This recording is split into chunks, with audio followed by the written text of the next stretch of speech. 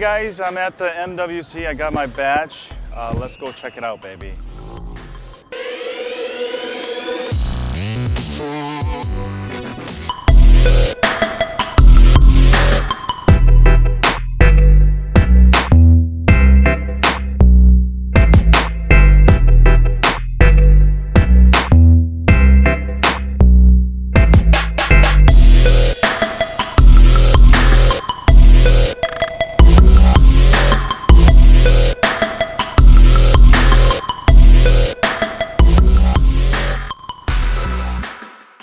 LG has launched their latest flagship smartphone, the LG G5. This is their 5th iteration of G series smartphones, and with their latest version, LG has transformed its phone into a modular with all metal unibody design.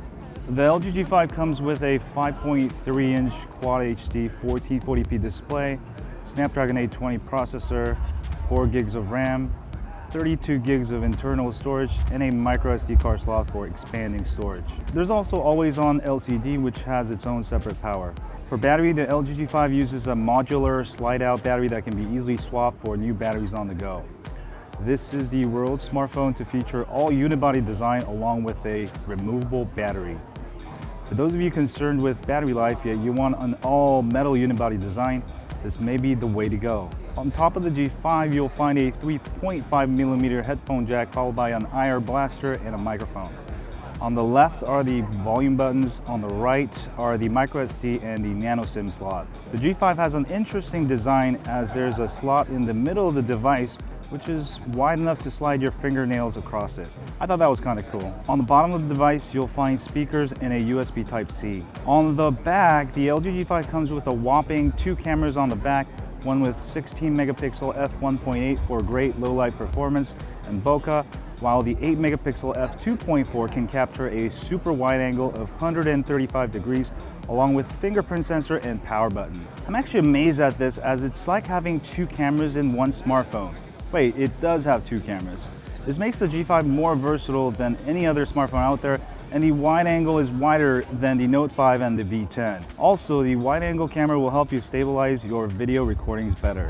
For manual mode, the LG G5 has a shutter speed control, ISO, and white balance, but did not include manual mode for video recording.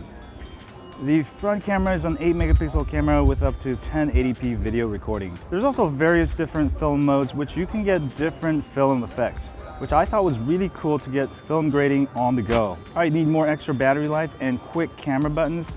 You can grab the G5's Cam Plus module that gives you extra 3 buttons, one for video recording, one for stills, and even a dial dedicated to zooming in and out. I found that the zoom feature didn't work quite as smooth, but that may be improved by the time you see the final version. Although it was very loud, I was able to hear the music coming out of the LG G5 at the booth. The speakers are really loud considering I was able to hear the music over the crowd. I'll have to do further testing later when I get one, but it is definitely on the loud side. If you want to listen to high quality digital audio, you can grab the Hi-Fi Plus DAC module to enjoy high quality 32-bit sounds. I really like that you have the option to do this so people who don't need it, they don't have to spend the extra money. For battery, you'll find a 2800 milliamp hour battery.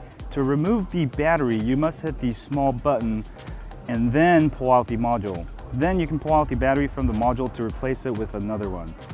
Charging times are quick as the G5 also supports Quick Charge 3.0 with its USB Type-C. You can go from 0 to 83% in just 30 minutes, and this is one of the first flagship smartphones to support both USB Type-C and Quick Charge 3.0.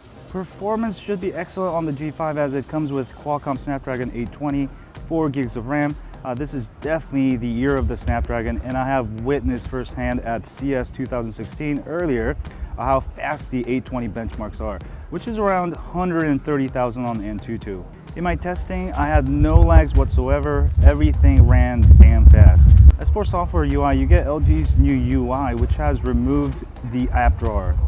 I actually like the new launcher and the UI as everything is minimalistic with very minimal LG bloatware.